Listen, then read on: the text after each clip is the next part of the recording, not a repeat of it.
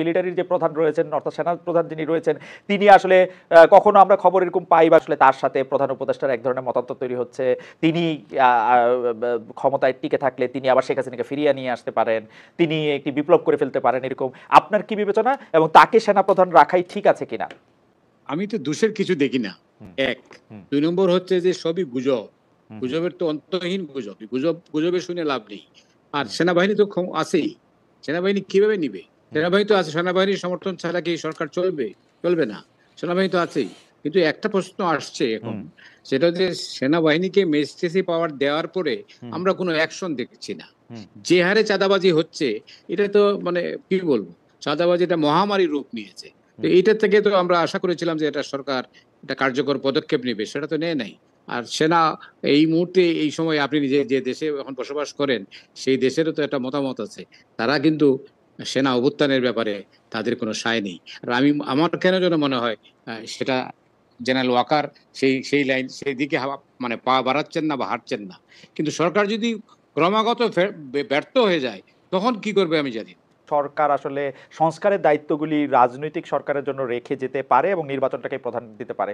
কিন্তু আমরা যে সংস্কারের স্বপ্ন দেখছি, যে সংস্কারকে আমরা বলছি যাতে আরেকজন শেখ হাসিনার মতো এরকম টাইরান্ট না হয়ে উঠতে পারেন, তার জন্য যে সংস্কারগুলি করা দরকার, কোনো রাজনৈতিক সরকার এসে এগুলি করবেন ডক্টর ইউনূসের ছাড়া আমাদেরকে আর কারো উপর একটু আশা ভরসা আমরা রাখতে পারি?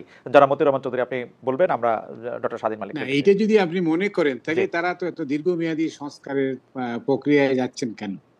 যদি তাদের সংশয় থাকে যে এটা তারা বাস্তবায়নে বিলম্বিত হবে বা অন্য সরকার আসলে এগুলো রাখবে না, এটা তো স্বাভাবিক রাখবে না, এটা বোঝাই যায়। এই দেশে তিন জোটের রূপরেখা আমরা মনে থাকার কথা, 90-এর অভ্যুত্থানের অন্যতম কি ছিল, কিন্তু তিন জোটের রূপরেখা কি আওয়ামী লীগ বা বিএনপি কেউ মেনেছে? মানে নাই।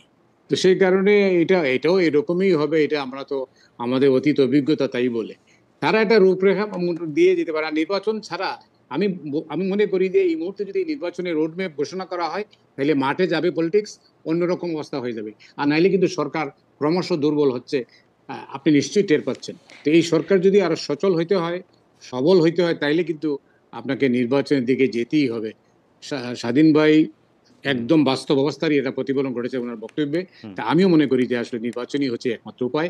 নির্বাচনের মধ্যে দিয়েই কি হইতে পারে। কিন্তু না হলে কিন্তু আপনি যদি মনে করেন যে আপনি অনেকদিন থাকবেন, বাংলাদেশের অভিজ্ঞতা তো আমরা নিকট অতীতেই দেখলাম, এটা বোধহয় না হলেই ভালো হয়। এই চিন্তা মাথায় না থাকলেই ভালো হয়। প্রফেসর ইউনূস তার কাজে ফিরে যেতে চান। আমি তার সাথে কথা বলেছি কয়েকদিন আগে, তিনি আমাকে যেটা বলেছেন যে আমি যত দ্রুত সম্ভব আবার আমার কাজে ফিরে যেতে চাই। কিন্তু প্রশ্নটা হচ্ছে, আমার মনে হয় কেন জানি যে উপদেষ্টাদের মধ্যে কেউ কেউ মনে করেন এটা দীর্ঘায়িত করা যেতে পারে বা যায়, এইটা বোধহয় বা কোনো রাজনৈতিক দল বাইরের থেকেও মানে মানে মনে করছেন যে আসলে প্রক্রিয়াটা দীর্ঘ করলে আমাদের লাভ হবে। আসলে ব্যক্তির লাভ, একটি সংগঠনের লাভ হইলে পরে পরিস্থিতিটা অন্যদিকে মন নেবে।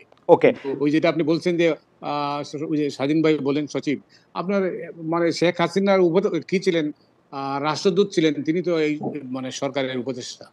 এটার কোনো বিকল্প তো নাই, থাকতেই হবে। লতিফুর রহমান সাহেব তো চিফ জাস্টিস ছিলেন, ফিরে এসে উনি দায়িত্ব নিয়ে কি করেছেন এটা তো অন্যরকম, সেইভাবে দেখাতে হবে। প্রফেসর ইউনূস যদি আমার সময় থাকে আমি 10 সেকেন্ডে একটা কথা বলি। প্রফেসর ইউনূসের মধ্যে একটা মানে সংঘাত মানে কি কাজ করছে।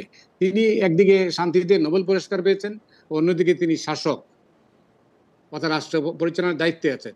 তার কোনো হার্ড লাইনে যাওয়ার মতো অবস্থা তার মধ্যে একটা দ্বিধাদ্বন্দ্ব কাজ করে।